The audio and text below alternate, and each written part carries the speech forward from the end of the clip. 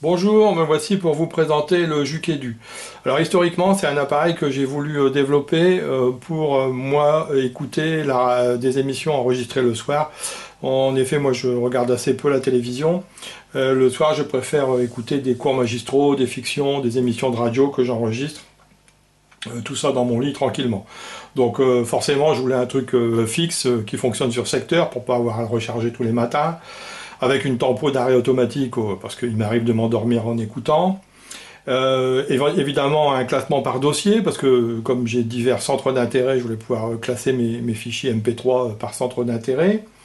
Mais aussi, il s'agit d'émissions qui sont assez longues en général, donc je peux tomber de me lasser, donc je voulais aussi pouvoir passer d'un sujet à l'autre tout en mémorisant où j'en étais du sujet précédent. Comme en plus mes MP3 ont des origines assez diverses, les niveaux sonores sont souvent assez variables, donc je voulais aussi, tant qu'à faire, au moment où je mémorise où j'en étais, mémoriser aussi le niveau sonore que j'avais choisi pour le fichier que j'écoutais. Donc voilà, c'est pour ça, et c'est surtout pour le plaisir de me fabriquer un truc autour de l'Arduino que je me suis développé ce petit projet. Donc je l'ai ouvert là vite fait pour qu'on voit un peu ce qu'il y a dedans. Donc c'est construit autour d'un ATmega 328P qui est ici, sur un petit module standalone. Il a à côté ici un module lecteur micro SD Catalex version 1.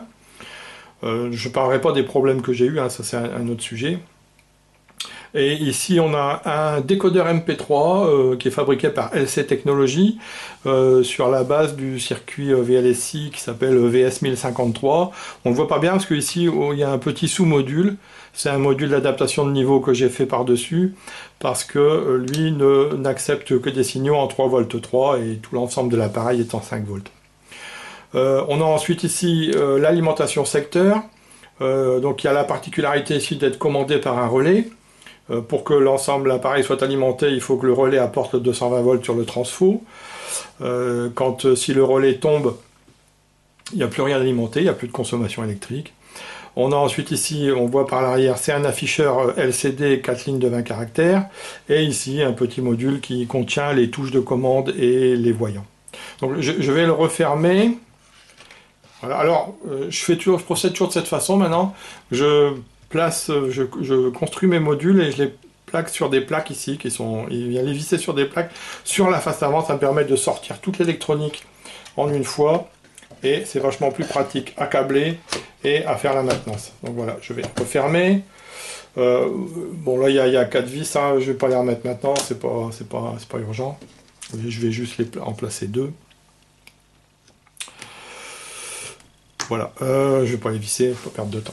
Bon, alors, fonctionnement, c'est simple. Donc ici, une carte micro SD. Ce gros boussoir ici permet de venir chanter, court-circuiter les contacts du relais, donc de forcer l'alimentation en secteur de l'ensemble. Je vais le faire. Voilà. Dès que le logiciel démarre, en fait, il vient faire tirer le relais et allumer cette LED pour indiquer qu'on peut relâcher le bouton, mais on voit que c'est extrêmement rapide. Le logiciel démarre très vite et fait tirer le relais, c'est la première chose qu'il fait. On voit ici aussi que ce voyant rouge clignote très rapidement. Ça, c'est une technique que j'emploie toujours. J'ai souvent un voyant rouge qui sert à plusieurs choses, mais là, notamment, quand il clignote vite comme ça, c'est qu'il y a un problème matériel. En l'occurrence, ici, point d'exclamation 10, ça veut dire erreur 10.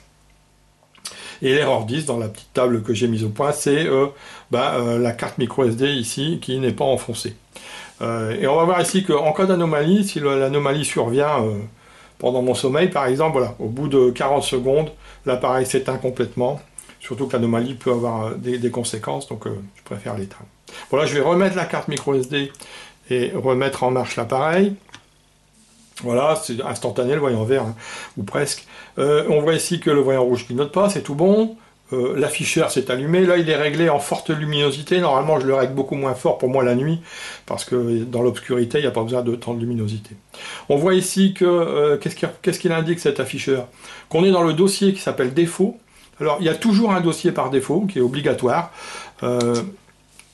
Et qui contient, moi on y met ce qu'on écoute le plus souvent. Moi en l'occurrence dans le dossier défaut, je mets des émissions qui traitent d'archéologie que j'ai enregistrées à la radio. On voit ici qu'on est en train d'écouter le 52e fichier, que le dossier en contient 61. On voit ici, c'est le nom long du fichier qui déroule. Ici, on en est à 0 minutes de lecture et le fichier dure 20 minutes en tout. Ça, c'est la tempo d'extinction dont j'ai parlé tout à l'heure, 90 minutes. Alors, cette tempo est par défaut à 90 minutes. Elle est paramétrable. On va voir qu'on peut aussi la régler.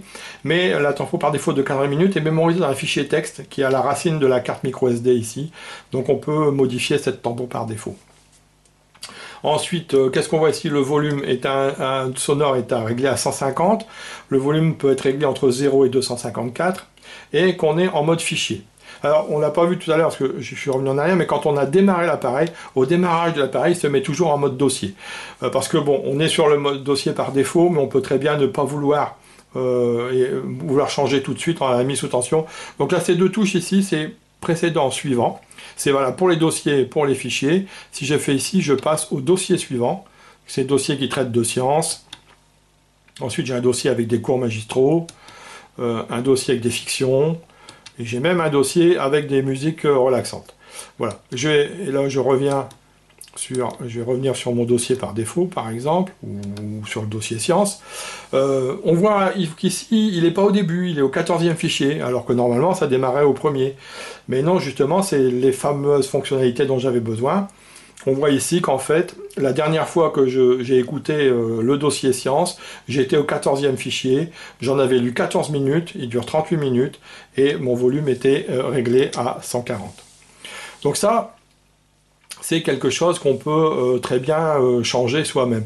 Bon, alors ici, si j'appuie, donc j'ai dit un appui long ici, ça fait passer en mode dossier, un appui court, ça fait revenir en mode fichier, appui long en mode dossier, et ainsi de suite. Et de toute façon, le mode courant, c'est le mode fichier quand même, donc à l'extinction de l'afficheur, on repasse toujours automatiquement en mode fichier. Ces deux touches précédent suivant servent aussi, quand on est en mode fichier, à faire ici lecture accélérée en arrière, voilà, et lecture accélérée en avant, bien entendu, voilà, 13, 14, 15, 16. Alors, je vais volontairement dérégler ça, je vais me mettre, mettons, ici à 20 minutes, voilà. Ici, je vais régler mon... Ah zut, je l'ai éteint au lieu de l'allumer. Je me suis trompé de bouton. Je retourne sur mon dossier, j'étais sur Sciences. J'ai dit que j'allais régler ici, me mettre à la minute 20, par exemple. Voilà. Je voulais mettre mon volume ici, je vais le mettre à 120, pour me rappeler. Si on laisse le doigt, ça règle en accéléré. Et puis, je vais me mettre sur le... non, je reste comme ça. Je décide d'arrêter l'écoute de ce fichier. Là, par contre, je vais faire un appui long sur ce bouton ici. Hop. Le voyant rouge s'allume ici brièvement. Ça indique qu'il a bien compris l'appui long. Et donc, ici, on vient de mémoriser dans la carte micro SD que dans le dossier sciences, j'en étais au 14e fichier, que j'en avais lu 20 minutes et que j'avais réglé le volume à 120. Je peux, ou bien, si j'éteins l'appareil et que je le remets en marche, en allant me positionner dans le dossier science, on va voir qu'il s'est remis tout seul au 14e fichier, 20 minutes et volume 120. Si je m'amuse ici à changer de fichier et à modifier ici, je peux aussi toujours revenir à ma position mémorielle en faisant un appui bref sur ce même bouton. Voilà, 14e, 20 minutes et volume à 120. Bon, alors dans chaque dossier qui est sur la carte micro SD, il y a donc un fichier qui sert à mémoriser à quel fichier on en était arrivé, à quelle minute du fichier et à quel niveau de volume. Voilà. Et donc on le rappelle automatiquement ce fichier quand on rentre dans le dossier ou en faisant une pression ici courte sur ce bouton. J'ai presque vu tous les boutons ici, bien sûr on l'a vu volume moins, volume plus. J'ai dit ici celui-là sert à passer en mode fichier ou en mode dossier. Celui-ci permet de mettre la lecture en pause. Si je veux descendre, boire un verre d'eau, je peux mettre ma lecture en pause et la remettre en marche. Si je fais un appui long par contre, ça éteint l'appareil, c'est pas la peine d'attendre forcément la fin de la tempo. Il en reste un que j'ai pas expliqué, c'est celui-ci. Alors ce bouton ici la tempo donc au départ elle est à 90 minutes par défaut. Si je fais un appui long, je vais rajouter 90 minutes et ainsi de suite. Ici voilà, 270. Je rajoute 90 minutes à chaque fois que je fais un appui long. Et voilà, par exemple, je suis à 450, je vais même un peu encore aller plus loin. 540 minutes, ça fait 9 heures d'écoute. Bon, ça sert pas à grand chose cette fonctionnalité, mais... Et par contre, si je fais un appui bref, je réarme la tempo à 90 minutes. Il faut savoir que, sauf quand on a demandé une tempo plus longue, toutes les touches en fait réarment la tempo. Je suis parti du principe que si je m'amuse avec les touches, que je change de fichier ou n'importe quoi, c'est que je ne suis pas endormi, donc je réarme ma tempo pour 90 minutes. Sauf bien sûr si je suis ici, à chaque fois que je vais rallumer, si j'appuie, on va toujours voir 90 minutes parce que tout appui sur une touche réarme la tempo à 90 minutes. Sauf si je l'ai prolongé au-delà de 90 minutes. Là, je l'ai mis à 180. On voit que cette fois, je vais le laisser s'éteindre. Si je rallume, ou là, si je touche, si je fais des opérations, là, ça ne réarme pas la tempo. Parce que j'ai demandé une tempo prolongée. Si je veux revenir à mes 90 minutes, ben, je fais un appui bref sur ce mouton. Voilà, là, je reviens à mes 90 minutes de tempo. Là, je suis en pause, je vais remettre en play. Donc là, il y a un casque. On l'entend pas, bien sûr, mais c'est pas utile. Voilà. Bah, je crois que j'ai fait le tour des fonctionnalités et des touches de ce petit machin. Ça fonctionne bien, en tout cas. Ça fait bien 2 mois que j'utilise toutes les nuits et j'ai plus aucun crash, aucun problème. Voilà, merci beaucoup de la patience et puis peut-être à un autre jour.